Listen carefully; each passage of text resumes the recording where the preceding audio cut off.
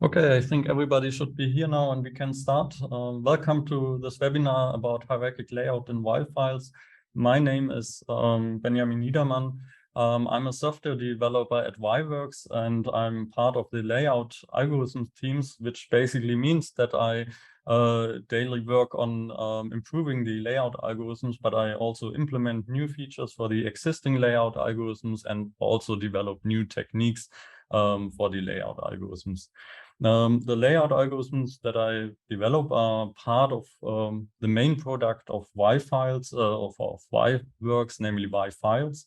And yFiles is large SDK and large software development kit that you can use to automatically draw diagrams. And this I would like to first shortly introduce to you, and then after that I will talk more about the hierarchic layout. So what is yFiles? As I already said, it's a software development kit that you can use for developing your own applications showing diagrams on, for example, connected data in general, but also more specific on networks or graphs. And this library offers you the possibility to easily visualize these kind of data automatically using different kind of layouts. But there are even more possibilities. So for example, you can do automatic graph analysis, but also automatic layout, as I already said. And you can also use it for interaction and animation of graphs. So you can use it to show your data and then also to introduce interactivity. I will later on also show you a bit on how you can use it, for example, to introduce interactions. And this library is offered for different kind of platforms. So on the one hand, for web applications, then yFiles is called yFiles for HTML, but also for platforms using Java or the .NET platform. And the nice thing of yFiles is that if you know, for example, yFiles for HTML, so the API for this, then you basically also know the API for Java and the .NET platform, because there are only small and minor changes due to the programming languages that we use on these platforms. This is also important to know for you, because today I will do some coding example in yFiles for HTML. But if you come more from the Java side or the .NET platform side, this is actually no big problem, because the source code will look very similar if you do this in Java or on the .NET platform. And as I already said, one large part of these of yFiles are the layout algorithms, which I also develop here at yWorks. And some of them I would like to show you here shortly on this slide. So there's, for example, the organic one, so the tree layout, but also the hierarchic layout here on the left-hand side, which I will present today. And there are many different other layouts. Some of them are more important or less important, but all of them have in common that they have a lot of parameters that you can configure for your purposes, so that you can actually adapt these layouts easily for your use cases. So in fact, you get a really large package of layout algorithms for this. But on the other hand, they typically have a very good default value set of parameters, so that you don't need to configure too much. Actually, it's pretty easy to use them, as you will also see later in the coding example. This webinar is part of an entire webinar series. So in March, I've already presented the organic layout, and you can find the corresponding YouTube video on YouTube.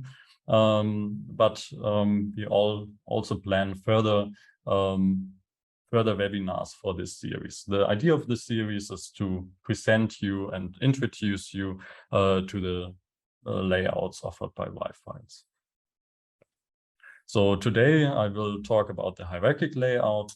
In October, I will together with a colleague of mine, we will talk about the cactus layout. And then in November, there will be also a webinar about the tree layout. And in January, there will be a webinar about the orthogonal layout. At the end of this webinar, I will also show you a bit more clear schedule on this. And in case that you are interested in some other kind of layouts and you would like to know more about some specific topics of the layout algorithms that we maybe also have missed so far in these webinars, then just let us know. So for example, leave us a comment in the chat or in the comment section below the YouTube video, and we will try to incorporate your comments into the next webinars. So this directly brings me to the hierarchic layout in yFiles, and this will be the main part of this webinar. And the idea of this webinar today will be that I first present some use cases, then some principles, how the hierarchic layout actually works. And then the major part of this webinar will be about the coding, or will be a coding example where you will actually see how to apply this in yFiles HTML. And at the end, I will give a short outlook because I can only give you a very small view on the hierarchic layout, but there are many other features that you could use. So about the hierarchic layout, here you can already see some example of the hierarchic layout, and this example I will use as a running example throughout the entire webinar. And therefore, I also would like to have a detailed look at this and also describe typical features of this hierarchic layout. What you can see is basically that this is a diagram where you have a major flow, and this major flow goes from top to bottom. And so typically you start here with these flow diagrams to read, and then you go downwards, and this diagram describes how a user can enter a mail server or a web page with some login mechanism. And when the user enters the URL, then the browser shows some landing page and asks the user whether he or she has an account for this web page. And then after that, if this is not the case, then the user can create a new account. And this is normally done by entering some personal data, and then this is checked. And if this is not valid, this personal data, then some errors are shown and the user can re-enter the personal data again. Otherwise, an activation link is sent to the user, and the user can confirm this link, and we go back. If the user has an account, then the user can enter the account data and do the login process, which is described in this group node. So the user can enter the account data, and then again, it is checked whether it's valid or not. If not, then the user is asked whether the password has been forgotten or not. And if this is not the case, so then the user gets another opportunity to actually enter this data. Otherwise, the user can reset this by sending an email. And if the account data is valid, then the requested data is shown. And as you already seen, this diagram easily conveys this information, how this process actually works. And this is because of this hierarchic layout. So we have a clear flow of the information from top to down, and there are only few edges going upwards. So that it's very clear that some of these nodes come before other nodes. And this is one important basics of this hierarchic layout. And later on in the part of the principles, I will formalize this a bit. So when do we use normally hierarchic layouts? There are different types of examples. So a typical example are business process models and notation diagrams. so BPNMN diagrams. Here the actual direction, the main flow goes from the left to right. Here we have the starting points not at the top of the diagram, but on the left-hand side. And the edge directions go from left to right. And we also have some terminal nodes where the flow actually ends. And this is also a very typical example, these left to right flows. Here, some further specialty is shown, namely swim lanes. So the nodes are also packed into rows. So some of the nodes lie in this topmost row, but there are also other nodes assigned to other rows. And this gives further structure to this hierarchic layout. So if you have some kind of technical data that has some kind of hierarchies or some flow direction, and you would like to get a really structured view on this data, then hierarchic layouts are a good choice to go and to take. This is another example, a very small example, again, a business process model, but a very typical example as well are these flow diagrams, which are a bit more general. Here in this case, I think some machine is described with this diagram. And again, we have here the top to bottom flow. So the main flow goes from top to bottom. Again, we have here this very typical scheme of this diagram. So for example, for UML diagrams, you can use this if you would like to express flows. This are typical use cases for hierarchic diagrams in general, but if you have a look at yFiles, it is even more, it offers even more, because the hierarchic layouts are one of the oldest layouts in yFiles and also one of the most elaborated layouts, which means that these types of diagrams in yFiles support a lot of complex constraints and vast feature sets. You don't need to know all of them. Typically, you can just apply the hierarchic layout with 2 lines of code and you will get already some image, some kind of a diagram. But if you want to, you can actually really customize this layout for your purposes. And not only for these typical hierarchic layouts that you have seen before on the slides, but for example, also for diagrams where you integrate other types of layouts. So this is supported by the hierarchic layout in yFiles. You have this large diagram, which is basically hierarchic layout that goes from top to bottom.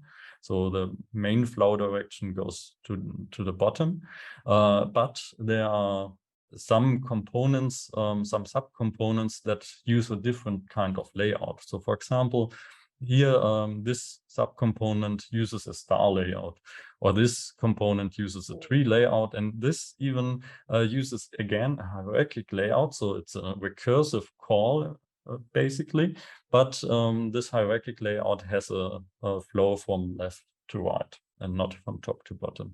So this is one example how you can customize the hierarchic layout in yFiles. Other example are trees, for example. Of course, yFiles also offers very specialized layouts for trees, and there will be also a webinar on tree layouts in November. But the hierarchical layout is very general in its usage, and you can actually also use it for layouting trees, for example, with constraints. So for example, you could say, okay, I really want to have some nodes on some particular layer, and they should have a certain order and so on. And that is what you can basically express with this hierarchic layout.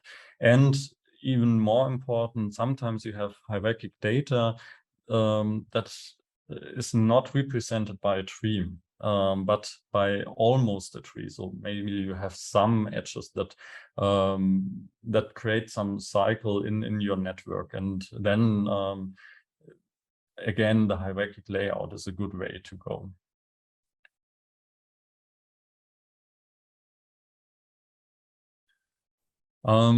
This brings me also to the principles of the hierarchic layout. I now would like to present you what kind of main principles lie below this hierarchic layout, and how you can basically use them to customize the hierarchic layout. So here again, this is the running example that I've shown you before. And as I already noticed several times before, there is some kind of flow direction. So in this case, from top to bottom. But of course, you can also do it from left to right by just rotating the diagram by 90 degrees, or from bottom to top or right to left. Now, but this is a really important feature of these diagrams. They have a certain flow direction. The next thing is, and this is also important, is that the nodes are distributed on layers. So for example, the starting node lies on layer 1. The next node lies on layer 2, then the next on layer 3, and so on.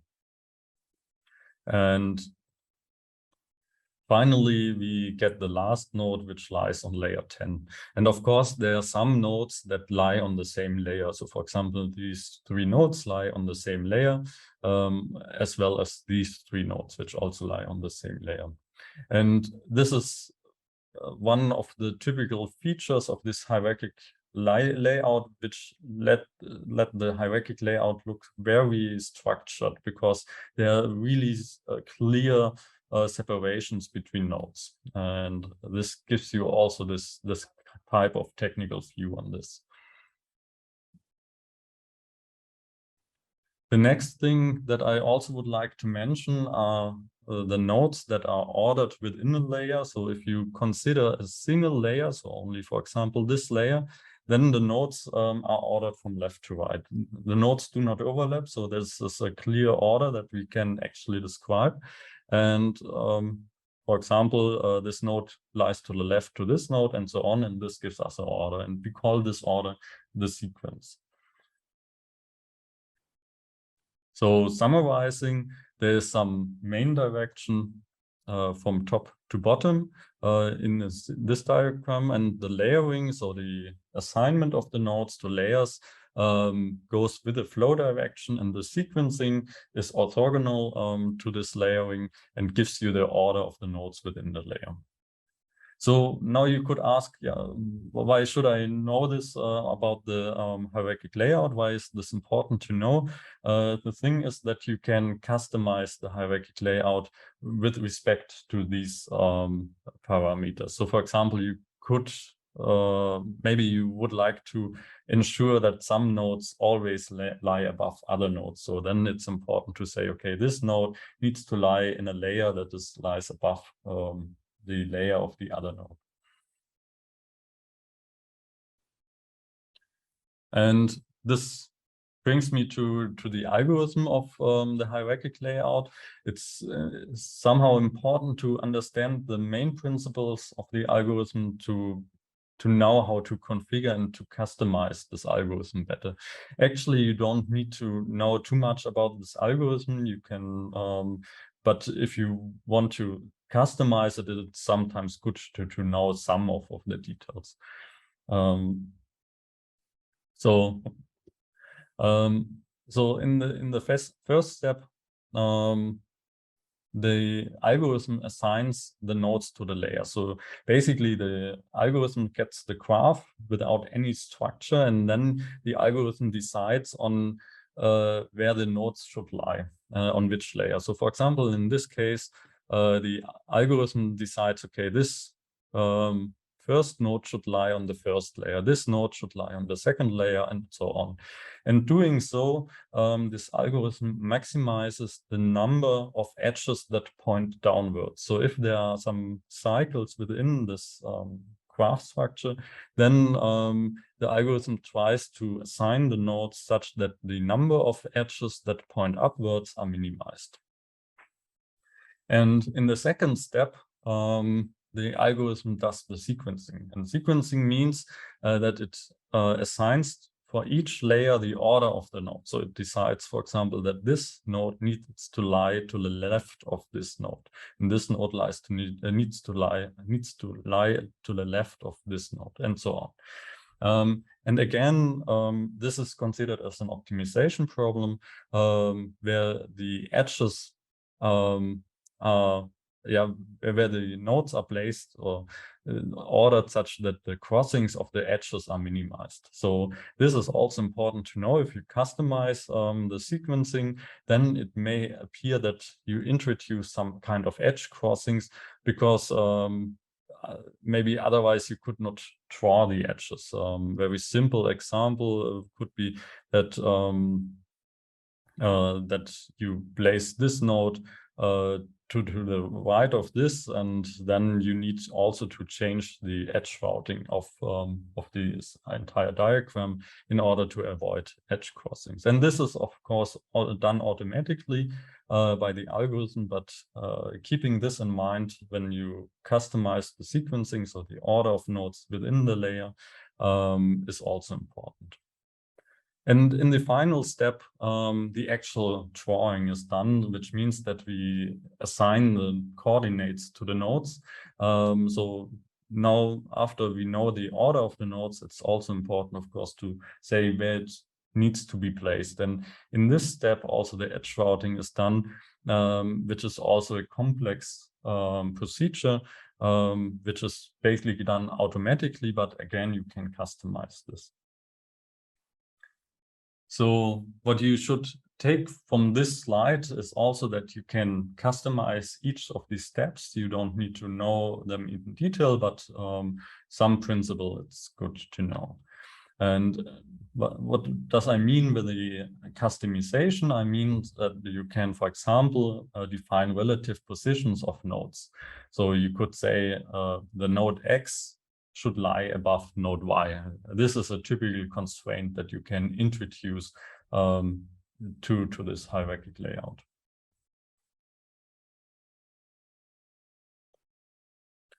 And now we are already ready for the coding example, and I would like to structure the coding example as follows. We start with a layout that or with a graph that has no layout so far. It's basically very chaotic. And in the first step, I show you how to do the basic setup. And then in the second and third step, I show how to customize the layers of the nodes and the sequencing, so the order of the nodes within the layer. And then in the fourth step, I would like also to show you how to do the edge routing, so how to customize the edge routing for this layout. And then in the fifth step, this is some kind of additional step.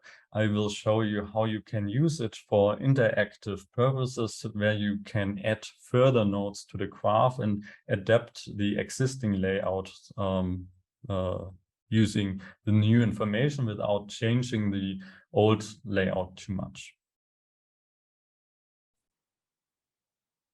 So now I will switch to the IDE.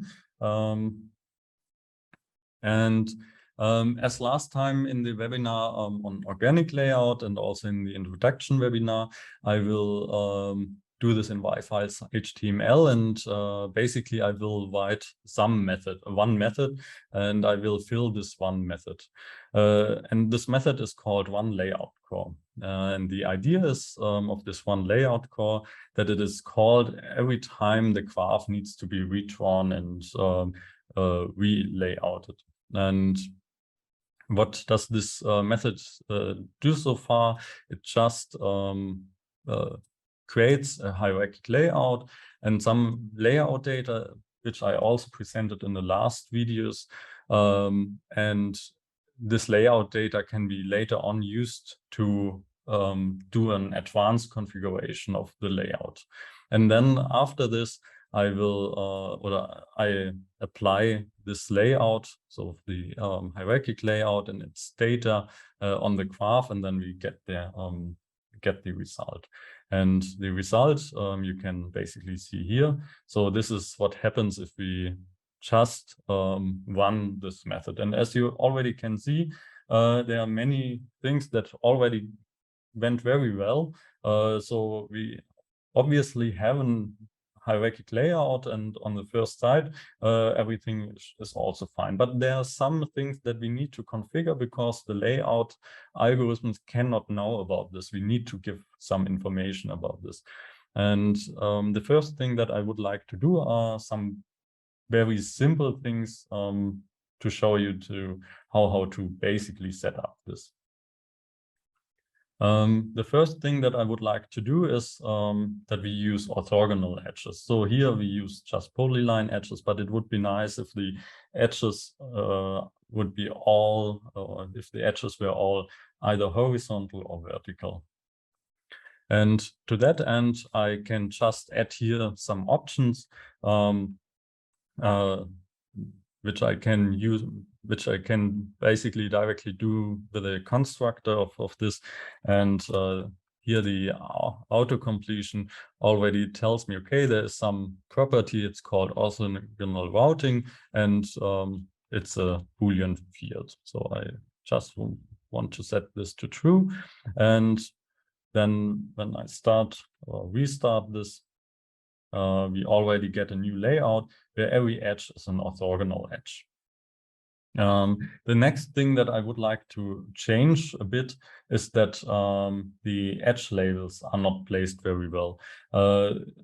Now they are just placed as they are given by the layout, but I would like to tell the layout that the labeling should be also done by the algorithm.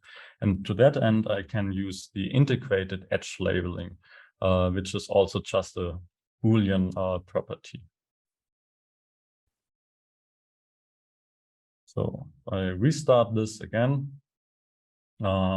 Then we already see, okay, the layout algorithms needs a bit more space to place the labels, but now they are placed in the same way, namely directly on the edge. So the labels are centered on one of the segments, and so that the center of the label lies on this edge. Of course, this is maybe not what we would like to have in this example. I would like to place the label to the left of this edge so that we actually can read it better. And to that end, I need to do a bit more advanced thing, namely I need to use this layout data, which I can use to specify where the labels should lie. Maybe I first show you this. So if I use the auto-completion, then there's this field edge label preferred placement, and which expects a preferred placement descriptor. And this preferred placement descriptor can be used to describe where the label should be placed. So I first create this preferred placement descriptor, and then I use this for the configuration.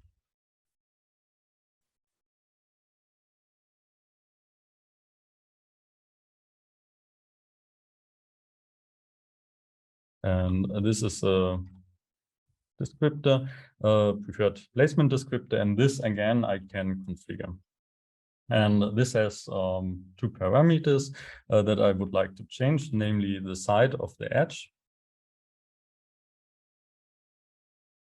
And here it suggests that I can use the string left of edge to configure it.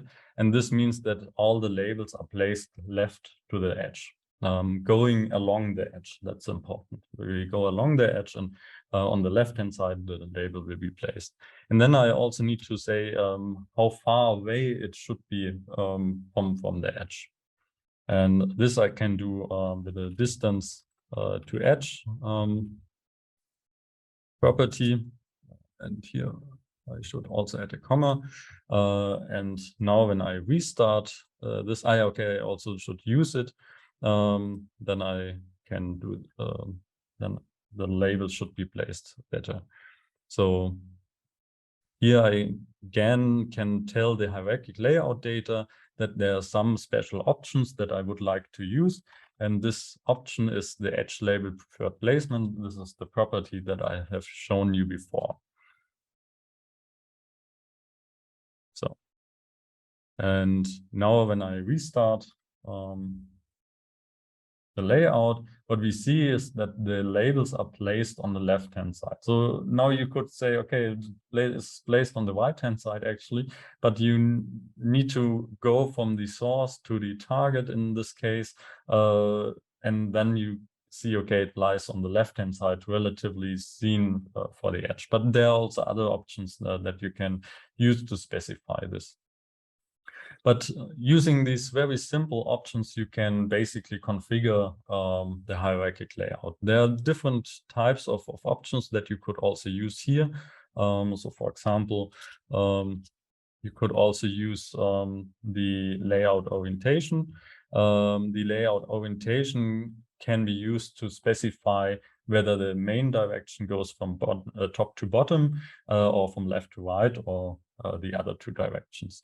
In this case, I just want to use the default value, namely top to bottom.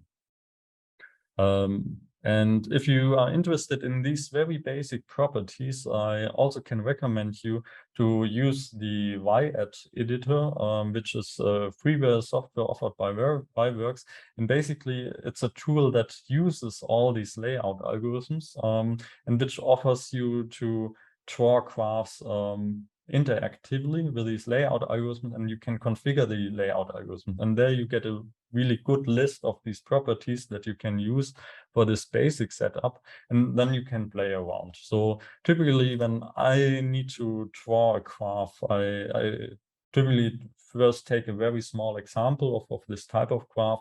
I load it in the YAD editor and YAD Live, and then I play around with this, configuring the layout algorithm that I would like to use, and then I generalize this to the source code, and then I already know some of the properties that I would like to use. Then after this basic setting, we already have a quite nice picture of this diagram, but maybe there are some, you have already encountered some problems with this diagram. So for example, the layering of the nodes is not very well done.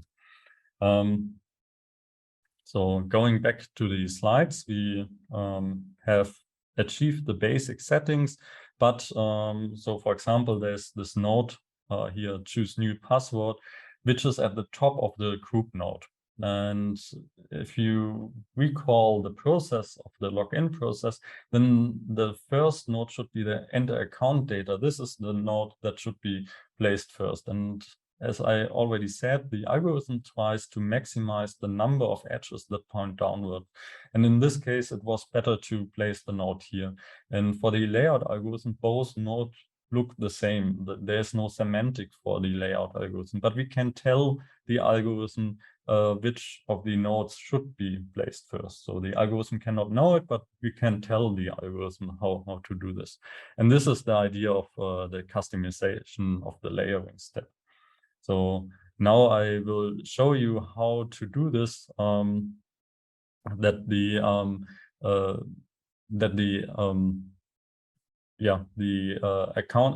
this node enter account data is placed on the top. I also will show you how to do this, that these decision nodes are placed in the same layers, just to show you how to do this also differently with other kind of constraints.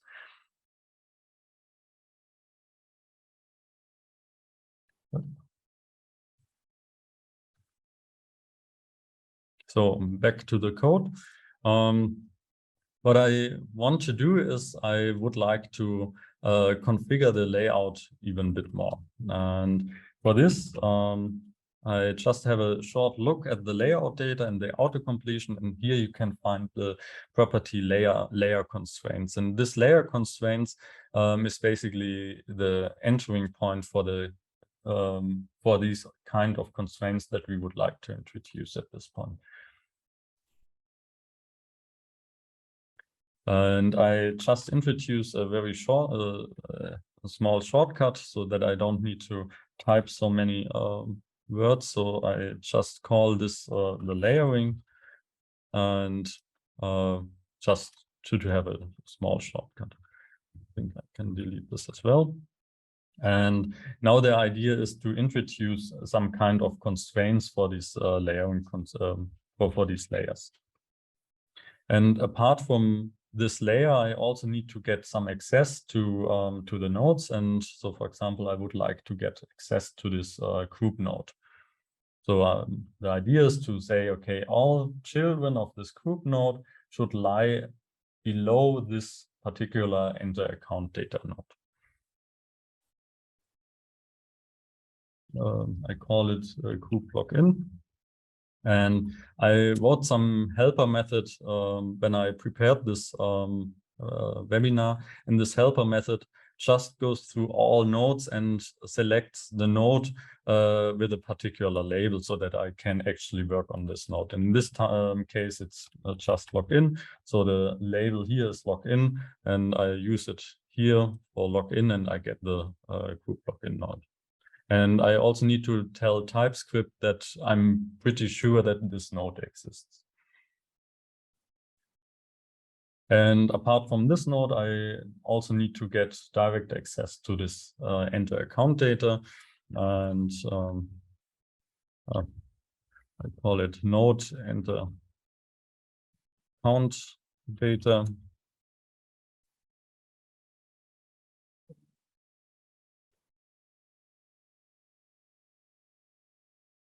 And the idea is now that I go through all children of the group node, and then I say they should lie below the node enter account data.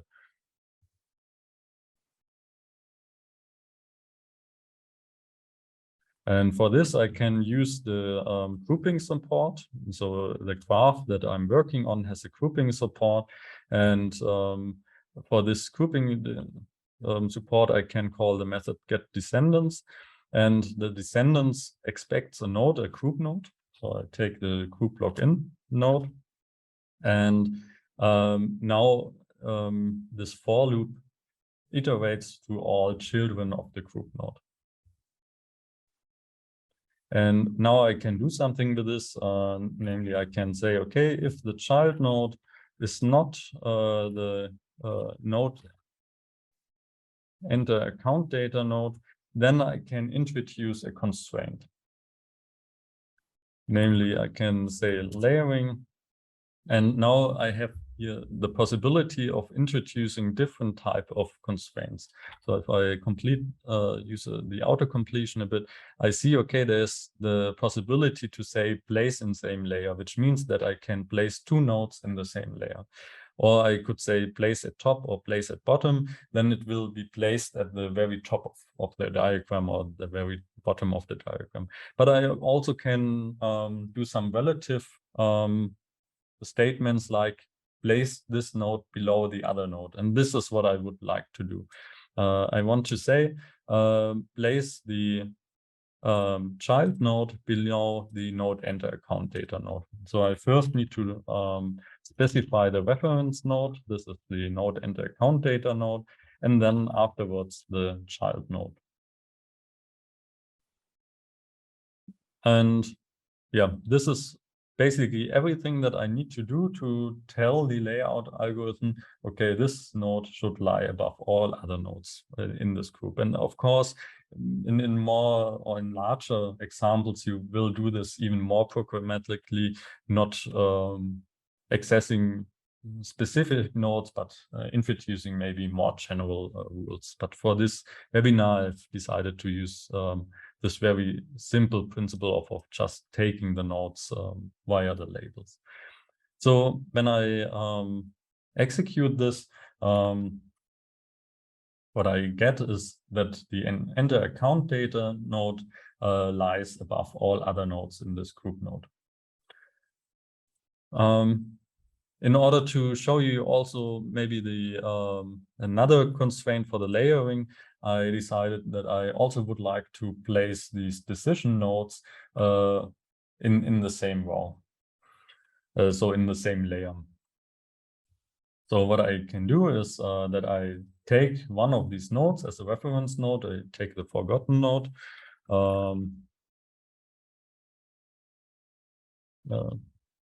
Node password.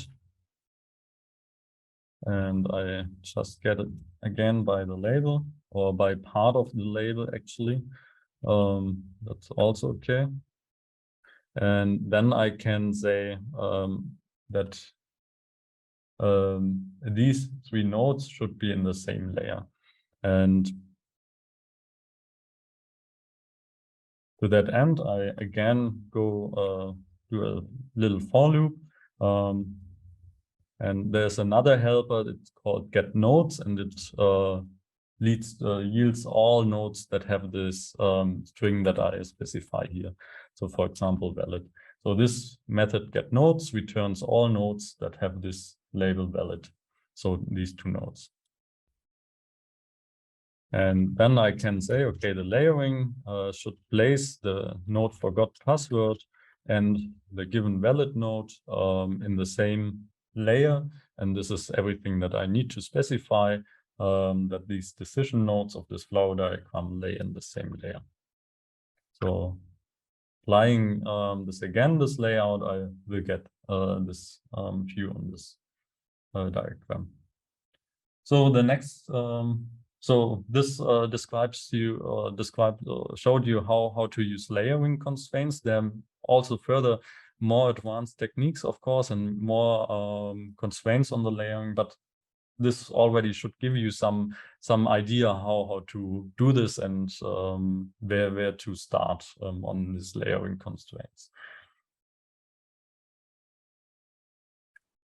So now we have this image of the layout, but there are other problems. So for example, if we have a look at these 2 group nodes, the sign up lies to the right of the login, but the sign up is something that happens before the login. You first need to create an account and then you can create or you can log in. So what I would like to do is, so I'm already happy that they lie in the same layer, but I would like to place the sign up nodes on the left-hand side. And for this, I can use a sequencing constraint. So if I go again to the layout data, and I look here at the sequence constraints, which is already suggested by the autocompletion, then I again can introduce constraints between nodes. So for example, I can say one node should be placed after the other node. Or show you these typical place nodes. I could also say the node should be placed in the order at the very first or at the very last position of the layer, or even or these 2 relative statements. So for the login node, I already have a variable group login, but for the sign up node, I still need a variable. So I write this shortly. This is group sign up, and then we take this from the label, and then I can just say, okay, place after, and the login should be placed after the sign up. So the sign up becomes the reference node, and then the login becomes the other. So TypeScript now complains about the sign up node. This is because I forgot to tell TypeScript that I'm pretty sure that this node exists, which I can do with the exclamation mark. And that's all to basically tell the layout that this node should lie to the left of this node. So restarting the layout algorithm gives me the following. The sign up lies to the left of this. Okay. Then we know how to do the sequencing. Then I would like to go to the next part of the webinar. Okay, the sequencing we have done, and now I would like to go to the edge routing. I would like to show first you this picture. This is what we got in the last step, and now I would like to show how you can actually adapt these edge routings here. So for example, maybe you would like to have the edges to end on the left side of the node or on the right side of the node and not at the bottom side of the node.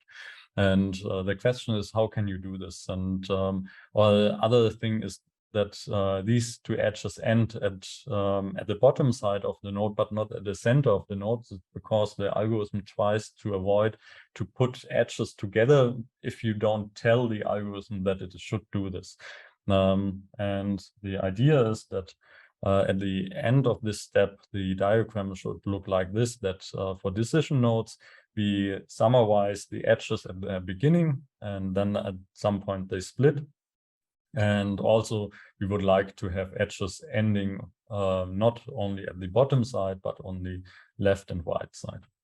And to that end, I would like to introduce two concepts, namely, or three concepts. The first concept is ports. Ports are connection point between edges and nodes. So if you consider an arbitrary node X and the edges that end at this node X, then you can consider these connection points here, and these are called ports. So this is the location where the edge ends. And the idea is that you can introduce constraints telling the layout algorithm where the edges should actually end, where the ports should lie. And there are two ways, among others, that I would like to present today, namely port candidates for edges. Here, the idea is that we can restrict the anchor location of the edges. So a typical rephrasing of such a statement would be the edge E should start to the northern side of the edge X, node X. So I could say, okay, this edge should start to the northern side, or on the northern side. These two edges should start on the south side of the node, and so on. So this takes the perspective of an edge. In contrast, I could also introduce port candidates for nodes. Here, the idea is that I take the perspective of the node. I say, okay, the node has ports on the, for example, on the west side or on the south side, or it has even 3 ports on the south side, and the edges can connect to these ports. So rephrasing of these kind of constraints that I can introduce is node X has a port on its southern side where 2 edges can end. And the interesting fact is that you also can introduce penalty costs, which means that you can say, okay, if possible, I would like to prefer the port in the middle, but if it's not possible, then it's also okay to use the ports besides of this center node port. And I can formulate this by saying, okay, these ports here should have penalty costs that are higher than these. So in a concrete case, I could say these 2 ports have a penalty cost of 5, and this port has a penalty cost of 0. So the layout algorithm tries to connect to this port if it's possible. So, and now after showing you this principle of ports, I also would like to use it in the source code. So again, I first have a short look at layout data. And if you have a look at these, there are the target port candidates, for example. And if you have a look at what is expected, it's an item mapping that tells for each edge what kind of port candidates we would like to use. And I would like to use this to tell the algorithm that these 2 edges here should end on the left-hand side and right-hand side, respectively.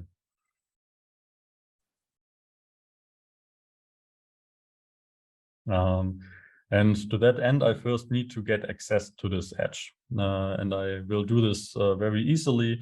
I just go through the outgoing edges of this node and take this edge, and then I can introduce such port candidates.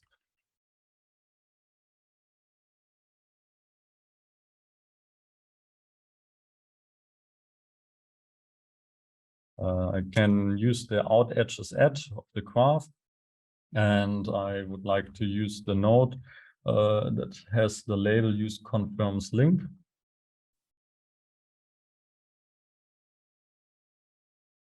And now I have this edge in my hand and as a handle, and now I can use it.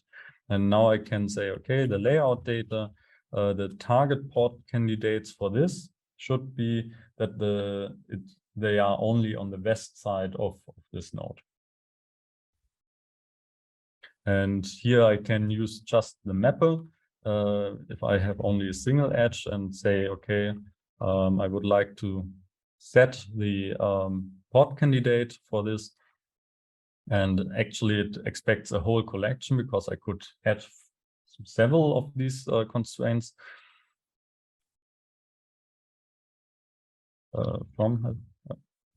and now I need to create this port candidate. And this port candidate is a class that has a factory method that is called create candidate.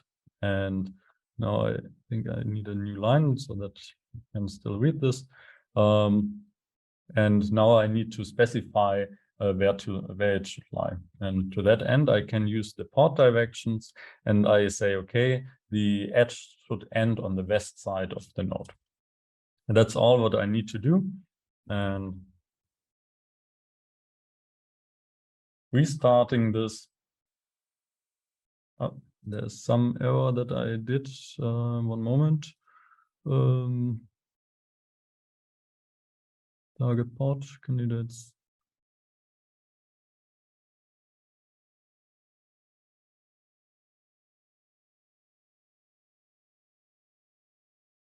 Typically, when I misspelled this, user confirm link.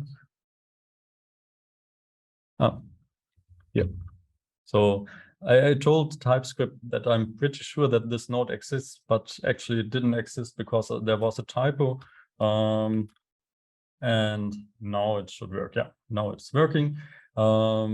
And what you can see is that this edge ends on the west side of the node. And the very same I, of course, can do, of course, for the other edge, which is an outgoing edge of the logout node. So just to do this, log out, and then I would like to add this end on the east side. Yeah, and this worked out very well. So finally, I would like to summarize these nodes, these edges here in the center. And instead of using edge constraints, I would like to use node constraint, port candidates for nodes. So, and the idea is to just select all these decision nodes and tell the layout algorithm that such a decision node has two ports at the bottom, one port on the left-hand side, one port on the right-hand side, and one port at the top. And to that end, I can define a candidate set.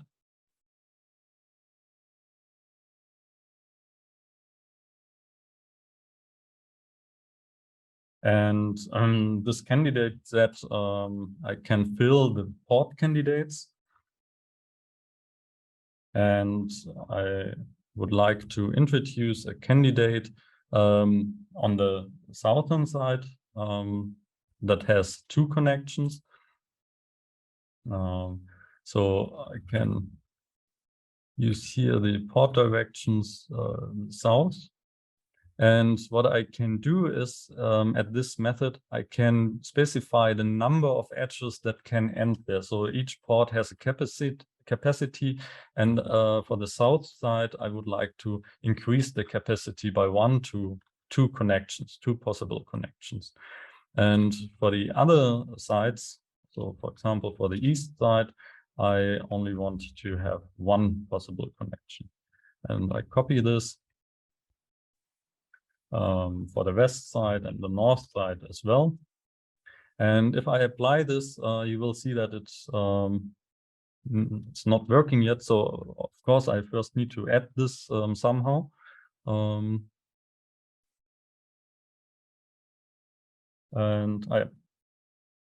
And what I do is that I use the node port candidate sets. Here, the idea is that I specify for each node a port candidate set, and I would like to do this only for nodes that are decision nodes.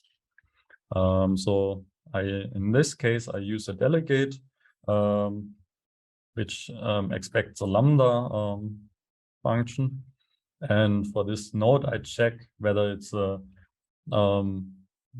decision node or not. So if this node type is a decision, so this is again a helper method that I wrote before, just checking for the type of the node. Then I return the port or the candidate set. And otherwise, I return just null, saying, okay, I don't care about the candidate set for this node. Oop. So, and when I execute this now, we basically get the very same image again. And the thing is that we haven't told the algorithm where the connection should lie. And what we need to do is we need to specify an offset. And this offset describes the distance of the port to the center of this node. And I set this offset to 0, 0, which basically means on the x-axis, it should lie somewhere here, and then the y-axis, it should lie in the middle, but there's one exception.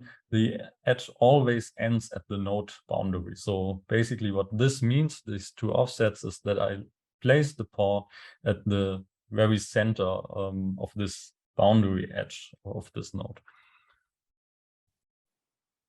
And applying this now again, I basically get the result of this. And this showed you how to do this with node constraints. And as I already said, there are many different or many more possibilities how to use node candidates and port candidates for nodes and edges. And this only showed you some first ideas of this. And so I think I'm running a bit out of time, but I would like to show you one further thing, namely the incremental layout. And the idea is that we are already given the layout that I've created before, but then I add further nodes. Here, for example, these two nodes. And I would like to avoid changing the layout too much, but I would like to add these nodes, or I would like to introduce these nodes into the existing layout. And this is what I can do as follows. So we have applied this layout, and now I would like to add further nodes. And this I do with this create alternative login. What this does, it just creates two nodes and adds this to the layout. And if I apply this, or if I apply the algorithm, what happens is that we get these two nodes, but they are not integrated in the layout. But what we need to do is we need to rerun the algorithm. This is a typical use case for interactive scenarios. You have created your layout, and then the user adds further nodes, and then you need to rerun your layout to get a better layout. And what you can do now is to start the incremental mode. And the incremental mode means that now the algorithm tries to integrate this. And what we do is we give the algorithm some hints. And we say, okay, the incremental nodes should be the nodes that we have created here. So the idea is that these nodes can be moved freely by the layout algorithms, somewhere where they fit, and all other nodes are only moved if it is really necessary, but typically they stay fixed. And what we also need to do is to start or to tell the algorithm that this should be considered. And to that end, we set the layout mode of this to incremental.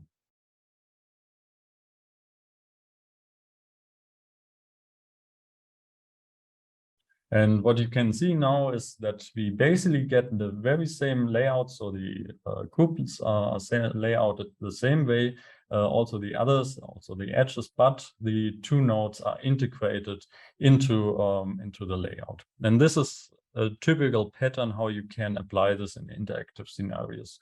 First, do an initial layout with one of your favorite layouts, and then incrementally extend them. And for this, the hierarchic layout works very well because the hierarchic layout has this incremental layout mode.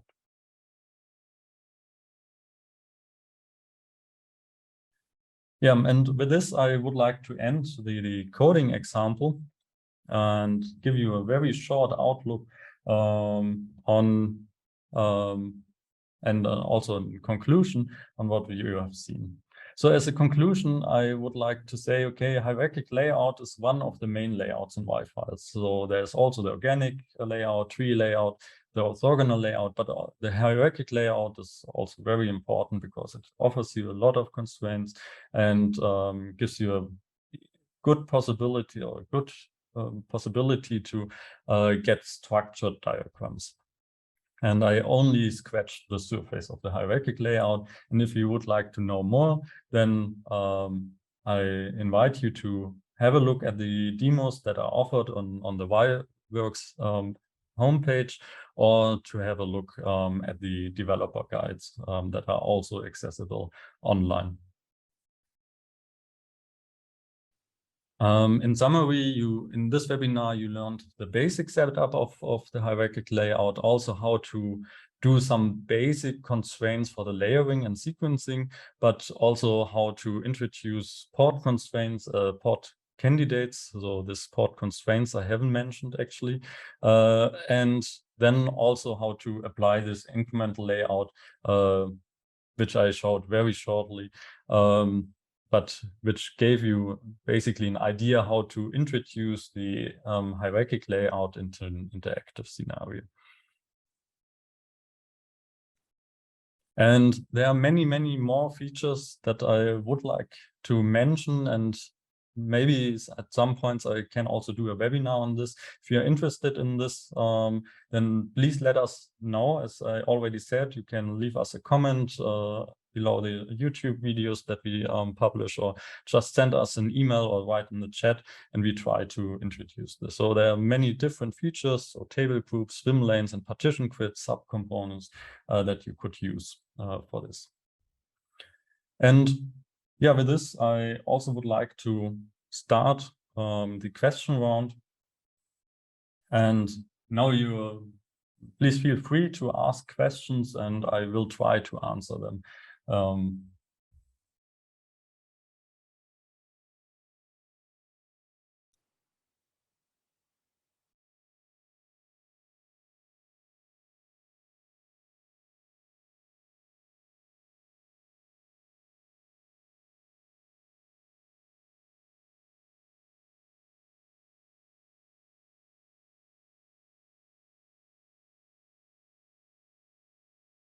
Okay, the first question is whether about the port candidates, which I also mentioned on the last slide.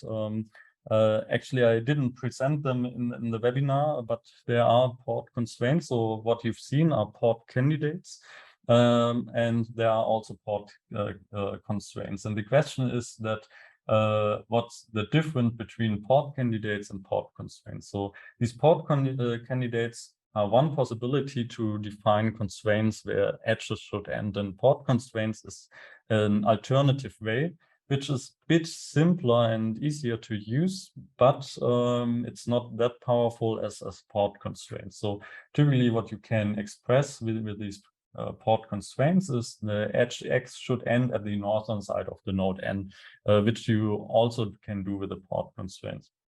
So sometimes if you have really some simple constraints that you would like to express for the ports, then you can have a look at the port constraints. And if you cannot manage to use these, then you can go to the port candidates, which are more flexible. The next question is some of the yFile layout support from sketch mode. What is the differences between the from sketch mode and the incremental mode of the hierarchic layout? And the answer is that that both modes are closely related. And so from sketch mode, the idea is that the layout algorithm tries to use the given layout to fit in the new layout. So for example, the organic layout tries to only move the nodes as less as possible to get a new layout based on the initial layout.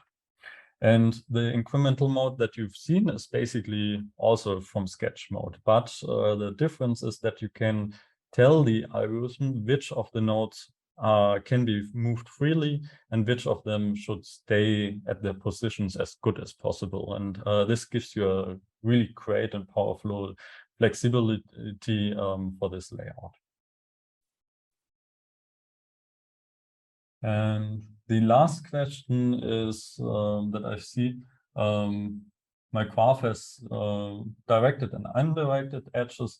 How are the undirected edges taken into account? And yeah, if the graph has undirected edges, basically this means that the nodes, the algorithm tries to place the nodes such that the edges, the undirected edges, are placed in within the layer and not through the layer, so that nodes with connected by undirected edges are placed horizontally in our use case. This basically expresses that there is no flow directions for these edges, which is also sometimes a very good way to go to express information. Yeah, and I think there are no further questions.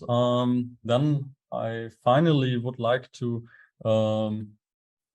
show you one further slide, namely on the upcoming webinars.